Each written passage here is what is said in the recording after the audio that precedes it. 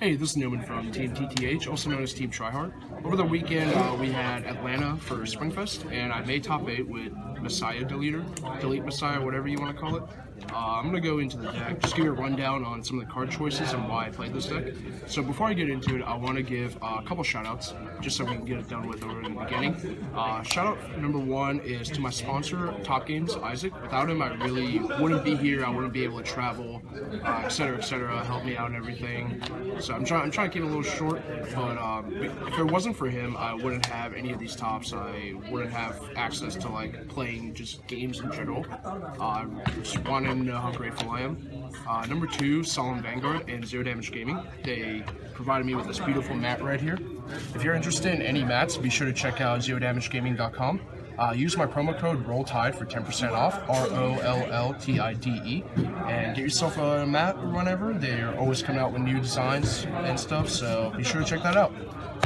So we're going to get into the deck real quick, and I don't want to separate the cards by like grade 1, grade 2, grade 3. I want to go over some of the fundamentals of what I thought about in my deck building process.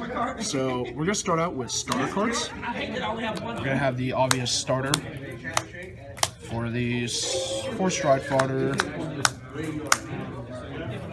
for these, and 4 of these.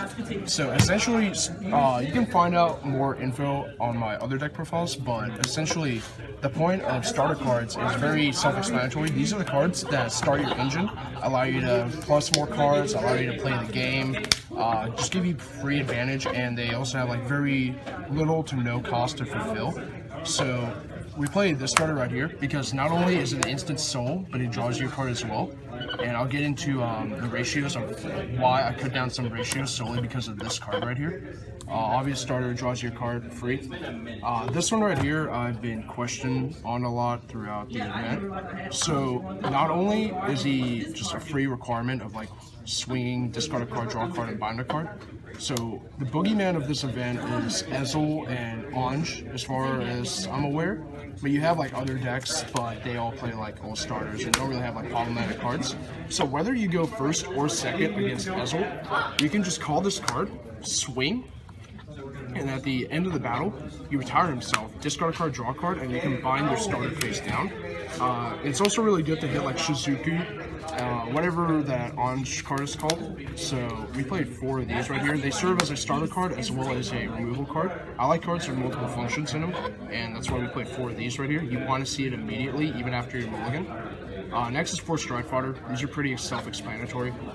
Allow you to stride, aka play the game. Now these right here I've been questioned on a lot. So not only Messiah just had a really awkward early game, so we played these right here because for those who don't know the skill, on plays, if you have more rear guard than your opponent does, it gains 4k, and then on hit, you soul blast 1 to bind a card and then draw a card. Or bind a card, and if you can't bind a card, you draw a card. So you really need to get to first stride with Messiah, and this is a great card to stall, or great stall, I think that's the term that people use for it. So you can just sit here, swing, have an on-hit pressure, and if they let it hit, you get to draw a card for free. But they're going to be, if they really don't want to surrender for a strike to you, they're going to be spending cards to block this, as well as like negging their rears or letting you draw. So we played 4 of these solely just for the early game. For whatever this Messiah is called, it's very self-explanatory. End phase, draw 2, locks a card for free, and you also needed to play like majority of these cards over here. So these are our starter cards right here. We played 17, I believe, which is a little more than the ratio I like, but it got the job done. Next is extenders. 3 of the unlock and swing again guy, 4 of the counter charger, 3 given, and 4 whatever this girl is called. So I guess we'll start with Lady Fencer. I consider these extenders because these are the cards that allow you to fulfill your win condition, as well as I guess like it's very self-explanatory, like I said. the multi-attacker. It gives you a soul charge, which is cool because you do go through a lot of soul in this deck with the end phase of Messiah's skill, as well as 3 of these, which allow this to multi-attack, as well as like unlock, lock, swing, etc., etc. 4 counter chargers, which is really I really like this one because it allows you to interact on your opponent's turn as well as yours. And 3 given, because we don't, you know that joke about like don't want to see it all the time, but sometimes or whatever. You play 3 solely because of that meme. You don't want to ride this. Your primary ride target is going to be the grade 2 right here, but you also want to see this on your delete turn, and this will be part of your win condition as well. These right here for delete guy. I don't know their names very well. This is your primary win condition here. So you ride this, delete their Vanguard, and then you can stride into wherever my strides are. To one of these or one of these. Preferably this, but a lot of times we just want on this right here. And he gives you a force marker, and your objective is actually just to win right here because he's very counterblast heavy. So the moment you go through him, you're going to have 1 to maybe no face-up counterblast, and you're going to be very vulnerable for the upcoming turns. So you really want to just kill him on this. And we keep it at 3 because if I remember the math correctly, you have a 33% chance of actually drawing into this in your upcoming hand.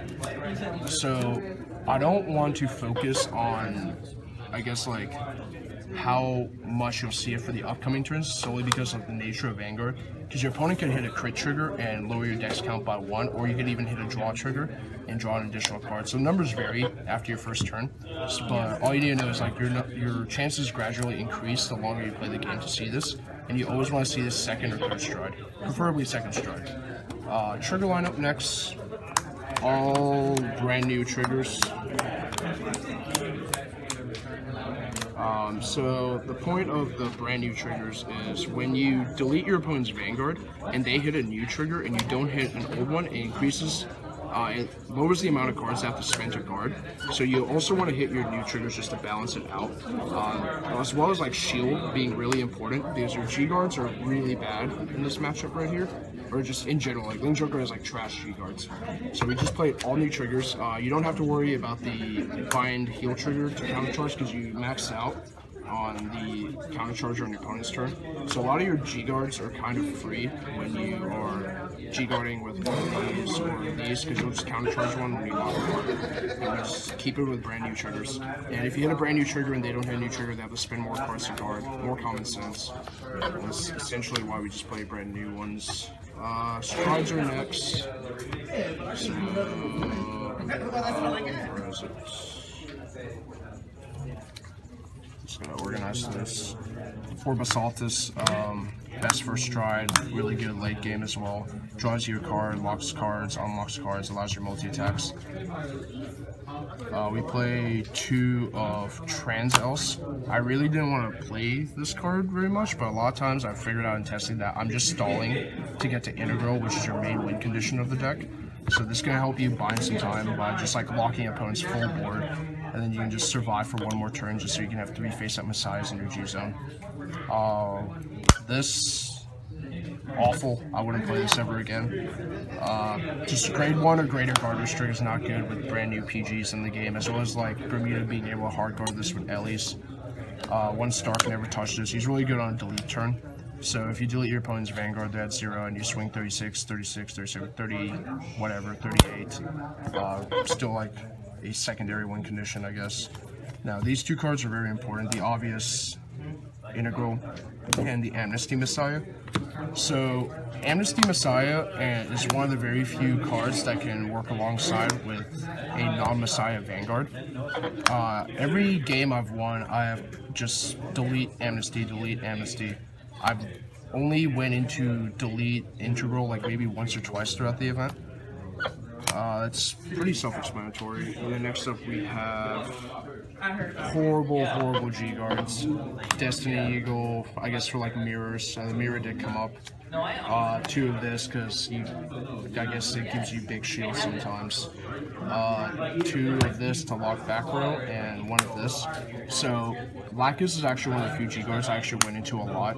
It's mainly for against Bermuda. So their setup is something like on a back row, Vanguard, Lucille, back row, whatever. So Lacus allows you to, or they have the Tiara Vanguard. So Lacus allows you to actually just lock their back row so they can't fulfill Tiara's condition without negging all of their cards. A good player would actually just keep 1 back row, so they can just go like swing, swing, swing, swing, and I neg 1 card while for just using 1 counterblast. But the main, I guess, like bad launch players will keep like a full back row and they try to resolve like crit triggers or something, but you do try to just stop the actual Tiara restand. Because like the reason why like this is good right here, because they can just go swing, swing, and then you're still like looking at 2 on-hit pressures. It's the same thing at the end of the day, but it just stopped like a full restand. Next is, I guess, markers. I've touched 2 of these. The rest are just kind of there for show. And that's pretty much it. Thank you. Oh yeah, so while I was doing the profile, I was a little rushing through it. I completely forgot to give the rest of the shoutouts, and we're just gonna throw this at the end of the video. Shoutouts to Team TTH, Team Tryhard, everyone on the team and the Discord server, Nathan Kelly, Franz, who's taking a video right now, Kyle Warfield, Mark Doe, Andres Ripodre, David, Andrew. I think that's all of them. I think that's everyone. Solemn Vanguard, yeah, I forgot about Solemn. And everyone else I met and just like got to hang out with in Atlanta as well, like you know who you are, and Will, list goes on forever. Just gonna throw this at the end of the video, sorry about that, forgot, yeah, here we are.